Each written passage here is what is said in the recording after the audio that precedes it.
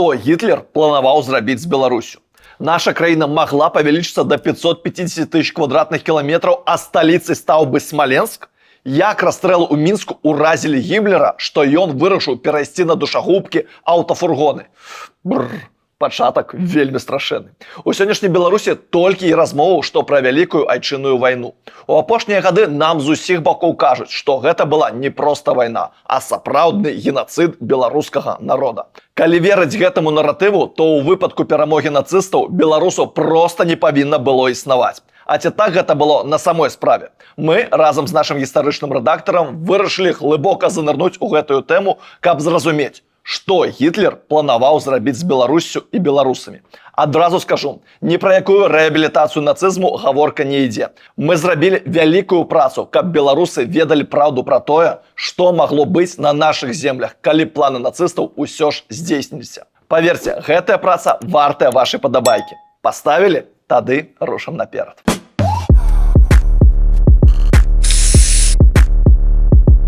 Мы пачалі збіраць гэты выпуск, і я шчыра афігеў. Ці ведалі вы, што Адольф Гітлер меў планы на Беларусь адразу пасля свайго прыхода да ўлады яшчэ ў 1933 годзе?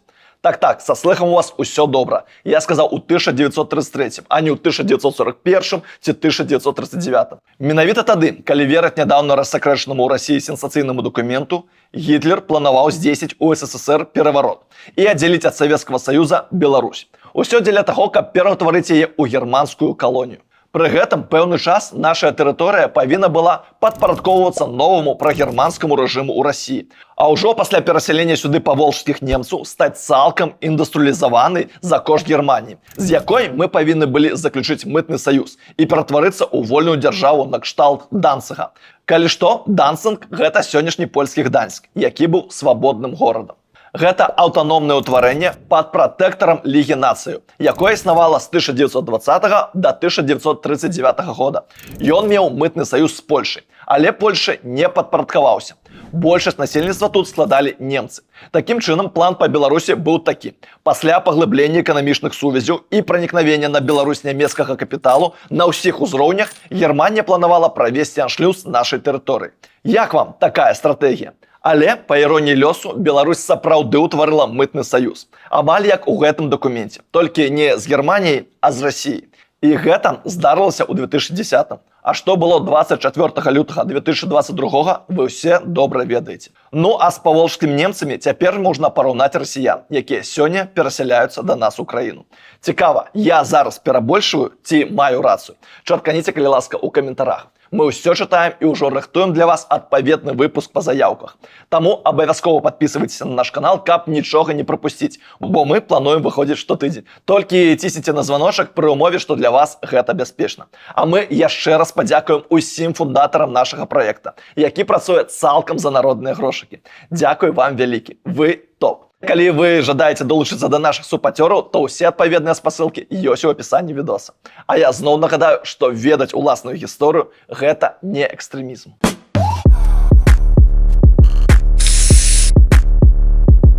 Пасля прыходу да ўлады Гітлер шмат казаў пра Лебенсраум – жыццёвую прастору немцаў на ўсходзе. Мелася на ўвазе тэрыторыя, якая на той час размяшалася ў межах Польшы і Савецкага Саюза. І ведаеце, мяне заўсёды здзіўляла. Як пры ўсіх гэтых планах па захопе дакладна названых земляў, пра гэта шмат казала савецкая разведка, і стаўленні нацыстаў да народу СССР, Сталін пайшоў на заключэнне пакта аб ненападзе з Гітлерам. І такім чынам правёў падзел усходняй Еўропы за кошт акупацыі Польшы, краінаў Балтыі і Бесарабіі.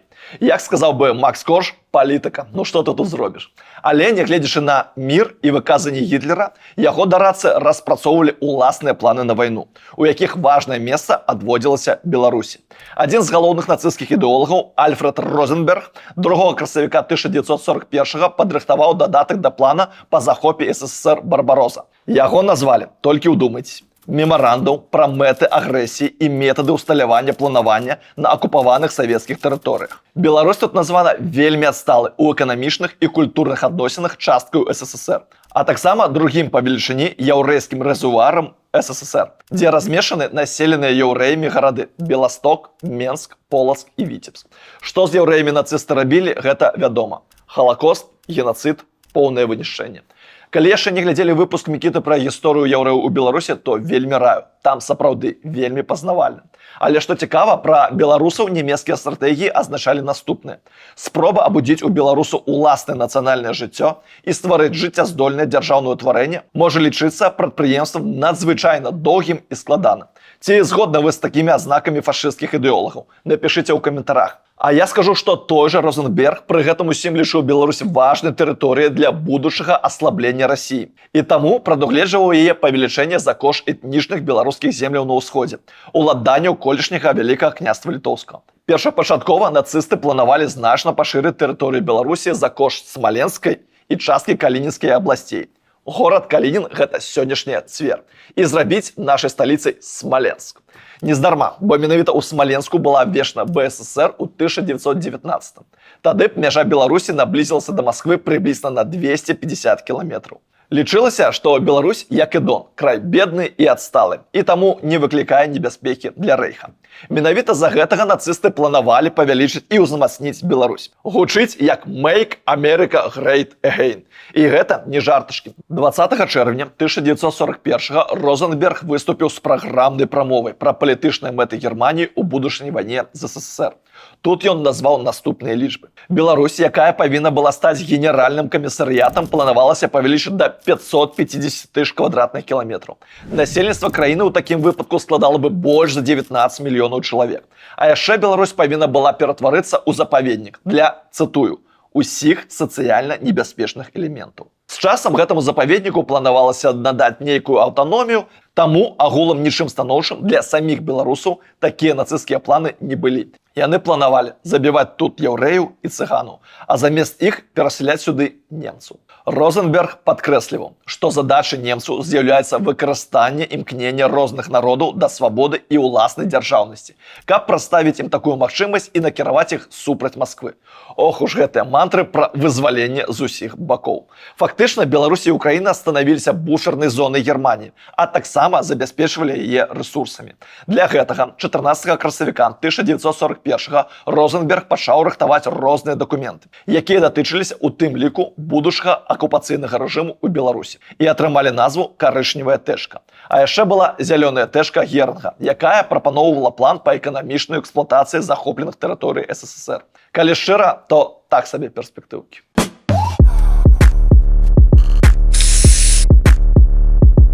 Вайна прыйшла ў Беларусь 1 верасня 1939 у заходнюю Беларусь, а 22 чэрвеня 1941 і ў БССР.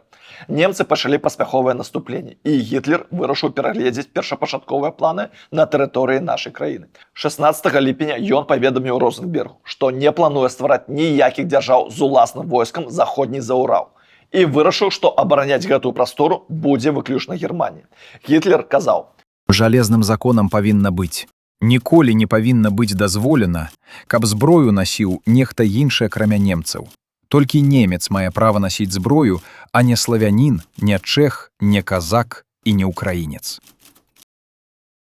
Пра беларусаў, дарэчы, нічога не было. Так быў здзейснены найвялікшы стратэгічны пралік Германіі. Яна пазбавілася магчымасці на хвалі антысавецкіх поглядаў значнай часткі насельніцтва Беларусі, Украіны, краіны ў Балты, уключыць у свае шэргі сотні тысяч, а то і мільёны новых вайскоўцаў. Пра гэта мала кажуць, але ў тыя часы хапала людзей, якія з кветкамі віталі новых вызваліцеляў. Нешта падобнае можна было назіраць і ў Беларусі у верасні 1939, калі такжа віталі чырвонаармейцаў. Пазней, канешне, нацысты ачухаліся, але, на шчасце, час быў згублены. І гэта ўсё праз расавую ідэалогію, якую прапаведаваў Гітлер, і стаўленне да захопленых народаў як да непаўнавартасных. У выніку ён не толькі адмовіўся ад планаў на пашырэнне тэрыторыі Беларусі, але і прыняў рашэнне пра яе драбленне. Прычым беластоцкія лясы, якія ў 1939 сталі часткай БССР, цяпер абвяшаліся часткай Трэцяга рэйха.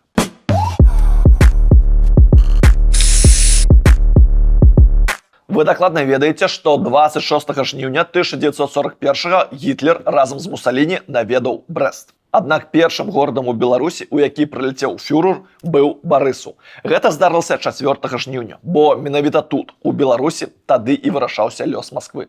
У прамым сэнсе гэтага слова. Гэты эпізод нават трапіў у фільм «Бітва за Маскву». Тут у Барысаве немцамі была зроблена яшчэ адна стратэгічная памылка, што прадвырашыла лёс вайны. Замест наступу на Маскву, да якой пасля захопу Смаленска заставалася каля 400 кіламетраў, Гітлер загадаў ісці на Ленінград на поўначы і на Донбас і Ростов на поўдні. Найхутчэй гэтае лёсавызначальнае для немцаў рашэнне прымалася ў сядзібе вялікіх князёў Раманавых у Стара-Барысаве, якая раней належала Радзівілам. І ў гэты ж час у Беларусі пачалі адбывацца жудасныя рэчы. Нацысты сталі ажыццяўляць генацыд яўрэйскага насельніцтва і, вядома, ствараць канцлагеры для ваеннапалонных і яўрэяў. Нават згадваць пра гэта балюча, але калі вам цікавы выпуск пра канцлагеры ў Беларусі, то дайце ведаць у каментарах. А што чакала беларусаў? Што прадугледжвалася адносна нашага народа? Тут, мабыць, вы адразу скажаце план ОСТ. Але рэч у тым, што адзінага такога плана не існавала. Было некалькі варыянтаў гэтага дакумента, які ствараўся па ініцыятыве рэйхсфюрэра СС Генрыха Гіммлера. Дарэчы, гэты аграном па прафесіі і адзін з найвышэйшых нацысцкіх кіраўнікоў наведаў Беларусь 14-16 жніўня 1941. Ад'ютант Гіммлера Вернер Гротман запісаў пра 15 жніўня наступнае. Раніца.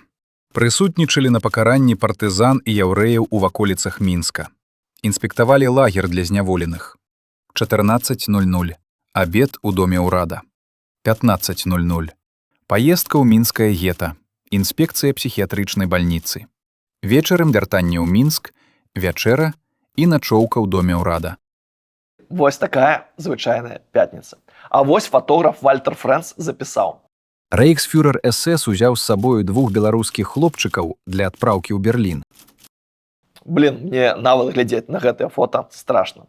Не ўяўляю, што тады адчувалі людзі ў Мінску. Але пасля свайго візіту і назірання за расстрэламі людзей Гіммлер быў настолькі шакаваны, што вырашыў сябе крыху супакоіць. Як, спытаеце вы, унёс змены ў працэс смяротнага пакарання па забойстве газам. Першыя выпрабаванні прайшлі 18 верасня 1941 у Магілёве пры дапамозе выхлапных газаў аўтамабіляў. Пасля гэтага душагубкі аўтафургоны сталі масава выкарыстоўвацца як у Беларусі ў дачыненні да яўрэяў, так і ў іншых акупаваных рэгіёнах.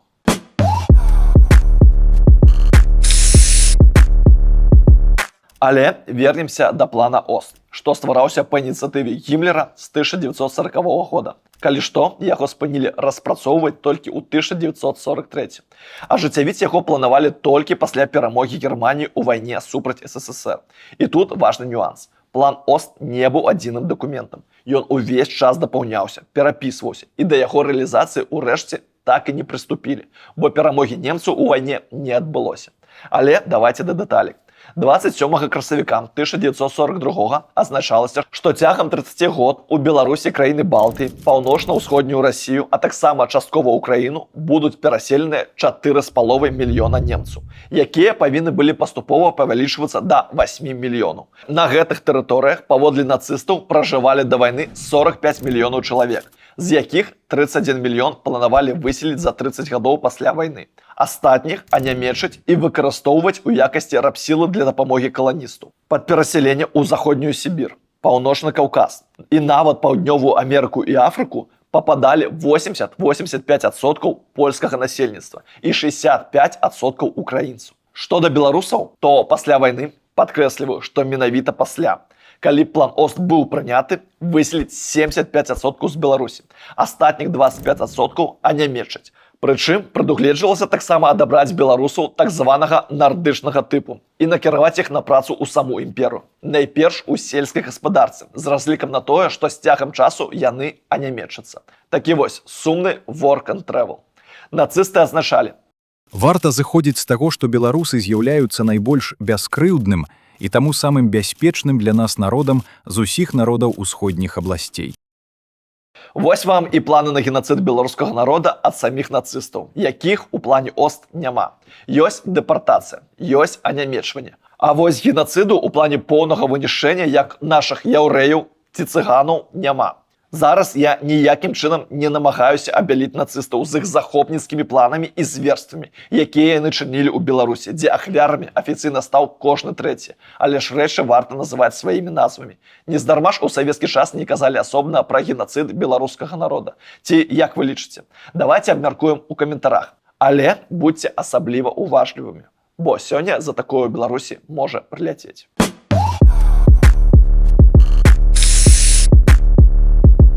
Варта яшчэ раз падкрэсліць. Планы нацыстаў увесь час змяняліся і пастройваліся пад фантастычнае выказванне Адольфа Гітлера. Напрыклад, як пра ператварэнне ўсходняй Еўропы для Германіі быццам бы ў Індыю для Англіі. Ён казаў, што на захопленай тэрыторыі будуць разбудаваныя адміністрацыйныя цэнтры. У палацах будуць жыць губернатары, а вакол гарадоў у радыусе 30-40 кіламетраў паўстануць прыгожыя вёскі нямецкіх перасяленцаў. За межамі ж гэтага кола будуць жыць іншыя народы, у тым ліку беларусы. Раз у год у сталіцу імперыі планавалася правозіць партыю такіх тутэйшых, каб у іх свядомасці заставалася моц і веліч каменных помнікаў імперыі.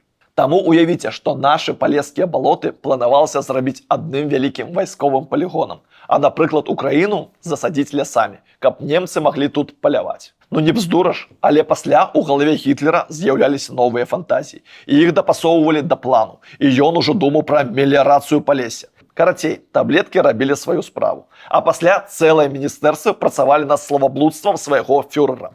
Такая вось асаблівасць у дыктатур. Таму нямецкія спецыялісты малявалі новыя карты будучай каланізацыі. І паступова лічба запланаваных каланістаў на захопленую частку Беларусі, Украіны, кранаў Балты і Расіі вырасла з 4,5 мільёнаў да больш чым 12 мільёнаў чалавек. А колькасць запланаваных перасяленцаў з 31 мільёна да 60-65.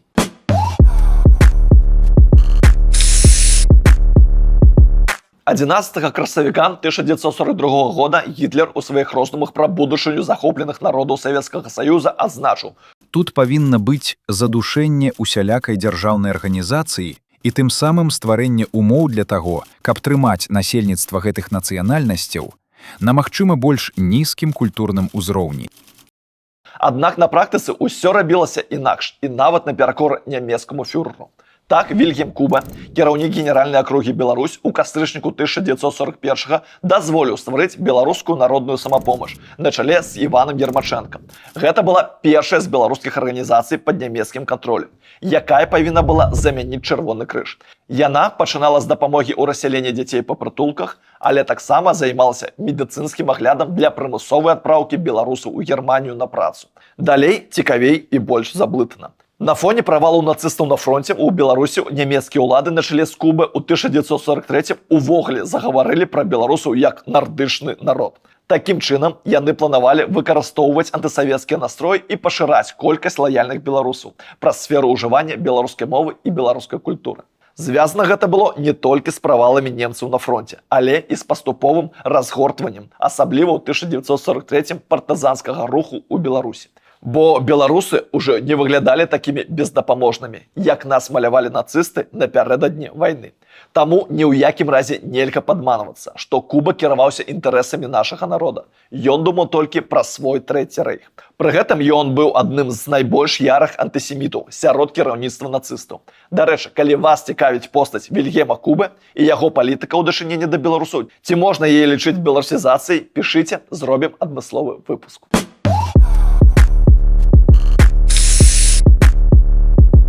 Урэшце, незадоўга да аперацыі «Баграцыён» летам 1944 нямецкае кіраўніцтва ў Беларусі прайшло да ідэі пра самакіраванне для беларусаў.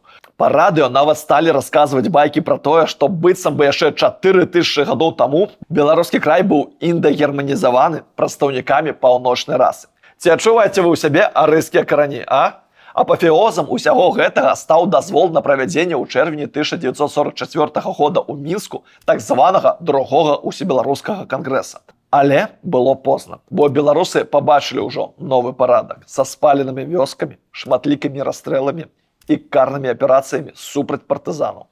Тым больш, вермахт ужо быў не ў стане стрымаць наступ чырвонай арміі. А ўявіце, што было б, каб падобныя рэчы нацысты прасоўвалі з моманту пачатку вайны з саветамі. І ўвогуле, звярніце ўвагу, як за час вайны у нацыстаў змянілася ўяўленне пра Беларусь, як краіну бяскрыўдных жыхароў да краіны партызанкі. Але, здаецца, гэта ўжо іншая гісторыя. А я, як заўжды на гэтым месцы, дзякую за тое, што вы дагледзелі гэты відос да канца. Гэта вялікая адзнака нашай працы. Як вы заўважылі, цяпер мы будзем бачыцца кожны тыдзень. Усё дзякуючы вам. Каб падтрымліваць такі тэмп, нам патрэбныя не толькі вашыя падабайкі і каментары. Іх таксама аставляйце. Іншыя сродкі, каб падтрымаць загляне сонца, ёсць у апісанні гэтага відоса. Даражэнькі, дзякую вам за прагляд, дзякуй за донат і давайте беларусець разам.